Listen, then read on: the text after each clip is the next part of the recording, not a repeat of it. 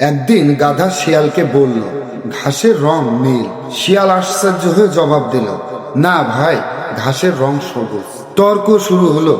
ধীরে ধীরে তা ঝগড়ায় রূপ নিল। শেষমেশ দুজনেই চলে গেল বনের রাজা সিংহের কাছে বিচার চাইতে।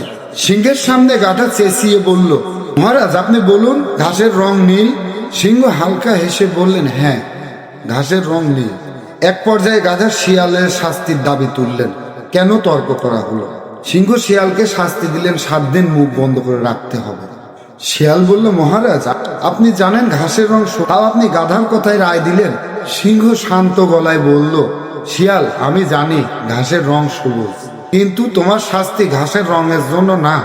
তোমার শাস্তি দিলাম কারণ তুমি মূর্খের সাথে তর্ক করেছো। তুমি তোমার বুদ্ধি, সময়, মর্যাদা অপচয় করেছো। এইটা বোকার পরিচয় পেয়েছে। এখানে শিক্ষা হচ্ছে, মূর্খের সঙ্গে তর্কে জড়িয়ে পড়া মানে নিজের জ্ঞান, শান্তি, সময় সবকিছু অপচয়। বুদ্ধিমান কখনো পরিচয় করতে চায় না, তারা চুপ থেকে বুঝিয়ে দেয় কে কেমন। মূর্খকে কখনো হারানো যায় না, কারণ সে বুঝতেই চায় না। বুদ্ধিমান হয়ে মূর্খের সাথে তর্কে লাগা নিজেকে গাধা বানানোর আর একটা নাম। সব জবাব দিলেই জেতা যায় না, অনেক সময় চুপ থাকাটাও শ্রেষ্ঠ উত্তর।